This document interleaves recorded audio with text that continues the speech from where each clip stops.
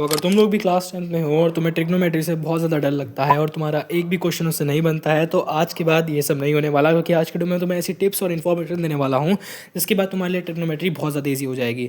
And तक ज़रूर देखना, क्योंकि मैं एक लेक्चर भी प्रोवाइड करूँगा जिसके बाद तुम्हारे सारे कंसेप्ट क्लियर हो जाएंगे।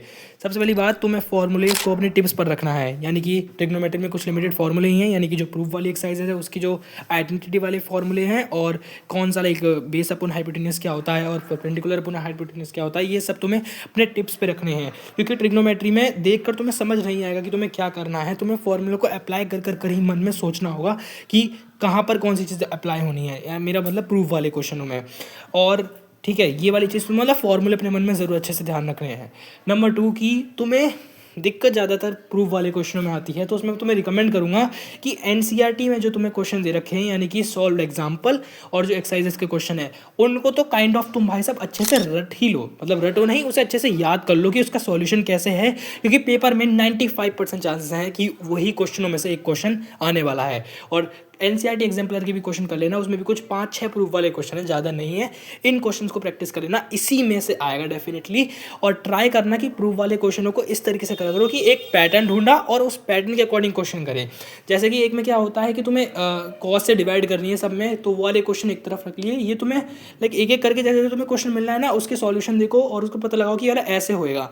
उसके साथ तुमने ग्रुप बनाओ उन सेम वाले क्वेश्चनों को और उनको एक साथ सॉल्व करना करो, उससे तुम्हें वो याद रहने लगेंगे। क्योंकि तुम एक बार कोई चीज़ सीखते हो, क्योंकि पहली बार में तो ऑब्वियसली नहीं होगा, मुझे पता है नेक्स्ट स्टेप पर तुम उसे भूल जाओगे, जैसे नेक्स्ट क्वेश्चन करके वापस आओगे तुम्हें नहीं आएगा, क्योंकि मेरे साथ भी प्रॉब्लम होती थी। इसलिए मैं क्या करता था, सेम टाइप के जो क्वेश्चन होते थे उनको एक साथ रख लिया करता था। और तुम हर एक टाइप के क्वेश्चन को स्पेसिफिक टाइप के तुम नोटबुक में नोट कर सकते हो और उसे एक साथ सॉल्व करने की प्रैक्टिस करना, वरना तुम आराम से अगर ऐसे ही कभी कोई क्वेश्चन आया कभी कोई क्वेश्चन आया सॉल्व करते हुए, तो ट्रिग्नोमेट्री तो तुमसे नहीं होगी। कंसेप्ट यार बहुत कंफ्यूजिंग होता है, तुम डेफिनेटली उसे अगली पहली भूल जाओगे और कंफ्यूज हो जाओगे कि ये वाला स्टेप कहाँ यूज़ होना था। और ऐसे लाइन बाय लाइन करोगे एक सारे बहुत सारे क्वेश्चन सॉल्व करके एक टाइप के, तो डेफिनेटली तुम्हें बेनिफिट लगेगा, तुम ट्राई कर कर देख लेना।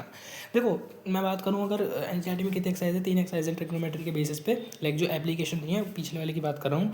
तो उसमें क्या है, जो पहले एक्सरसाइज है वो तो बहुत बेसिक है, वो तुम कर ही लोगे, लाइक अगर तुम बाकी चैप्टर कर पा रहे हो तो ये भी डेफिनेटली। बीच वाली एक्सरसाइज में तुम्हें बस चार्ट याद करना, उसमें ट्रिक के थ्रू याद करना, लाइक तुम रटना मत, ऐसे रटने बैठ गए साइन 30 की वैल्यू क्या होती है, क्योंकि गलती भी हो सकती है। पेपर में जाके पहले चार्ट बना लेना और उसकी वैल्यू पुट करते रहना।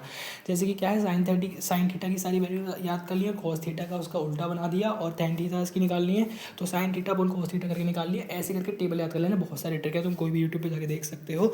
और अगर तुम्हें जानना है कि तुम्हें कहाँ से ट्रिग्नोमेट्री पढ़नी चाहिए बेसिक कंसेप्ट के लिए, तो वो लिंक में एक डिस्क्रिप्शन में जो है डिस्क्रिप्शन में जो है लिंक है एक प्लेलिस्ट की, वहाँ पे जाके मैथ के सारे चैप्टर मिल जाएंगे, पीडब्ल्यू की तरफ से। यहाँ पर सारे बेसिक कंसेप्ट हैं और इससे बाहर एक भी क्वेश्चन नहीं आएगा।